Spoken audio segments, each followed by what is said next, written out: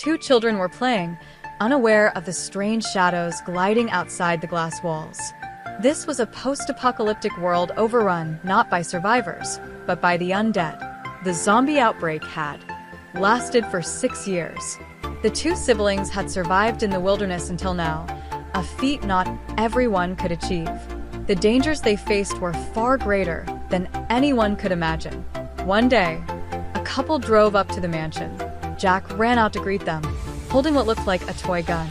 The man asked, "Where are your parents?" Jack stayed silent. Smiling, the man said, "See you next time," and left. That night, Jack and his little sister locked every door tightly. Outside,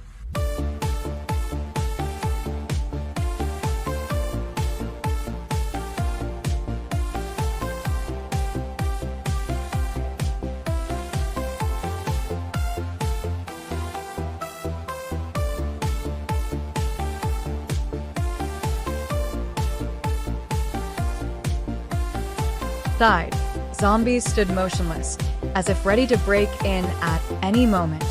By morning, Jack inspected the gun magazine and realized it wasn't a toy gun after all.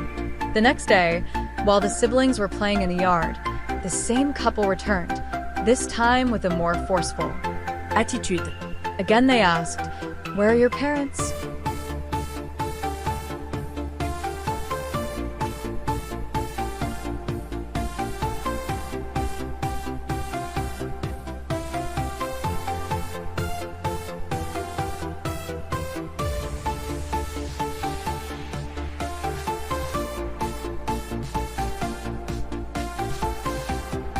Jack lied, saying they had gone to town to gather supplies.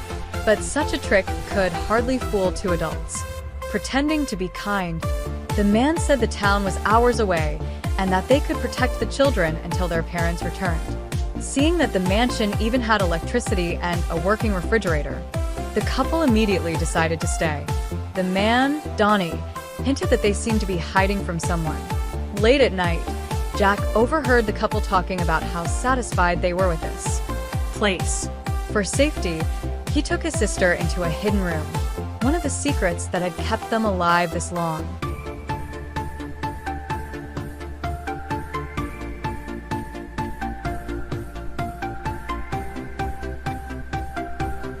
The next morning, Donnie prepared breakfast as if it were his home. He ominously said, "It will all be over before you know it."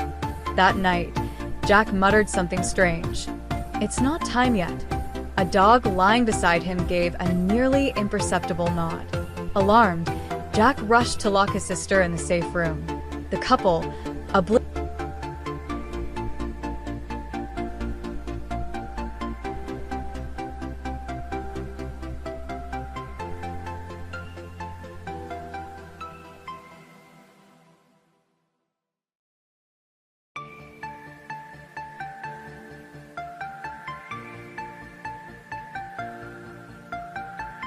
to the coming danger, continued chatting romantically.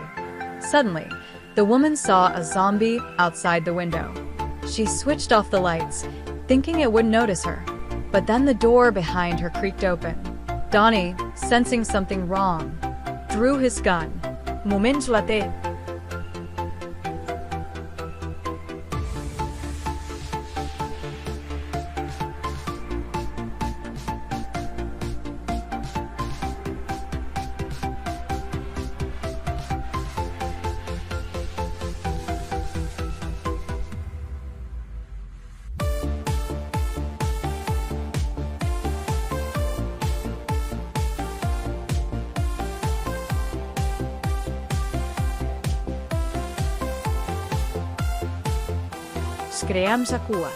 Both lay dead in a pool of blood.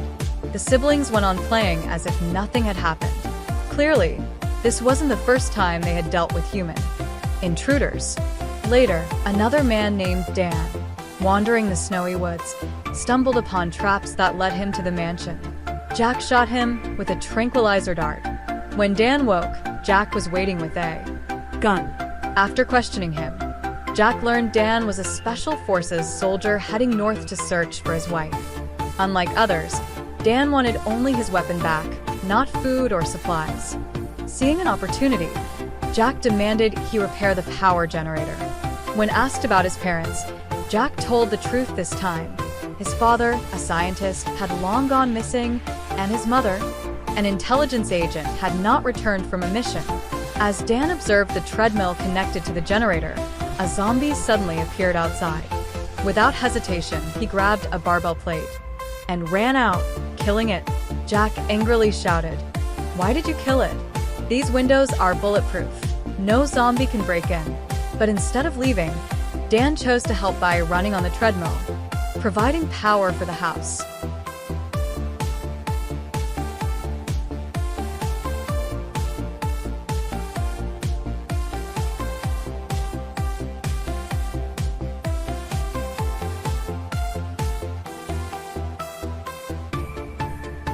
Over time, the siblings realized Dan wasn't a threat. Jack even returned his weapon. Though Dan thought about leaving, he grew attached to them. Still, he dreamed of his wife's voice calling to him.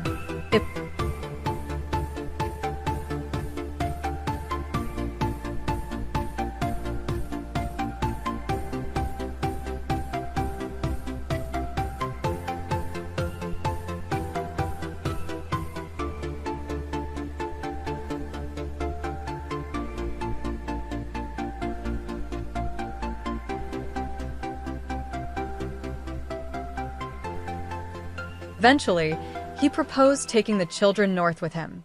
Jack refused, determined to wait for his mother. Before long, a gang of looters attacked the mansion. During the standoff, gunfire rang out. Jack's mother, Melanie, had returned, saving her daughter. But Dan was shot in the chest. Somehow, he survived. Melanie revealed the shocking truth. There existed a rare kind of infected people whose brains remained intact while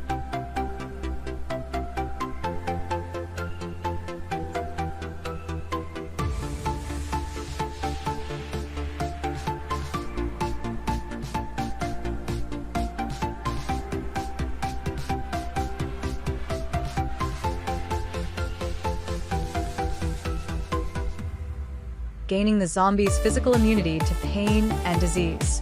But after severe injury or enough time, they would lose control, turning into mindless monsters. Dan realized he was one of them, and so was Jack. The couple Jack killed earlier? They had died during one of Jack's frenzies. The dog was trained to sense the onset of these episodes, and the scarred room in the basement was where Jack locked himself away. Jack's condition stemmed from his father's desperate experiment.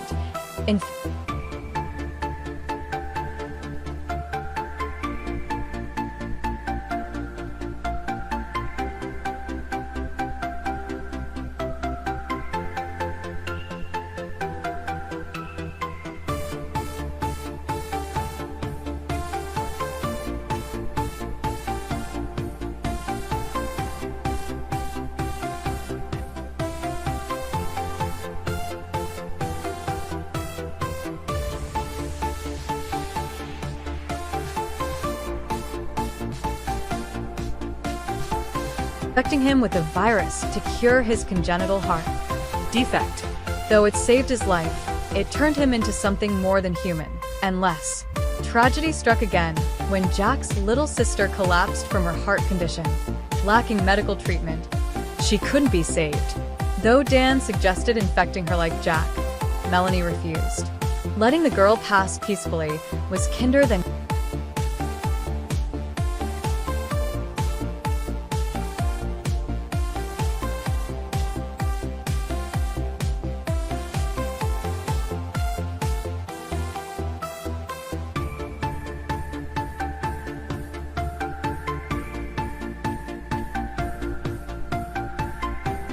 condemning her to Jack's fate. Afterward, Dan chose to leave, resuming his search for his wife. But fate was not done. A militia led by a man named Brett besieged the mansion, searching for his runaway daughter. In the bloody battle that followed, Dan unleashed his monstrous side, slaughtering the invaders, but losing control completely. His role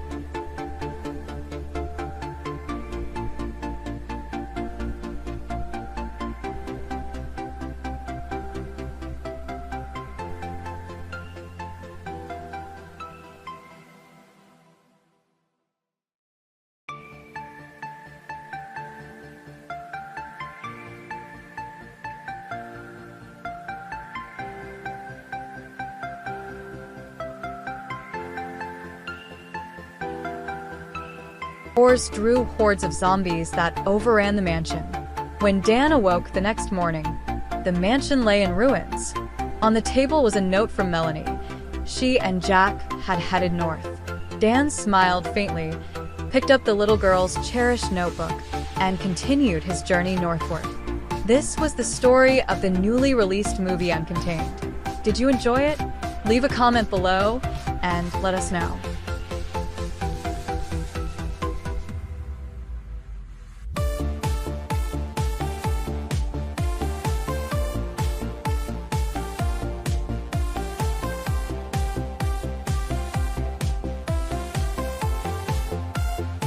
Thanks for watching. See you next time.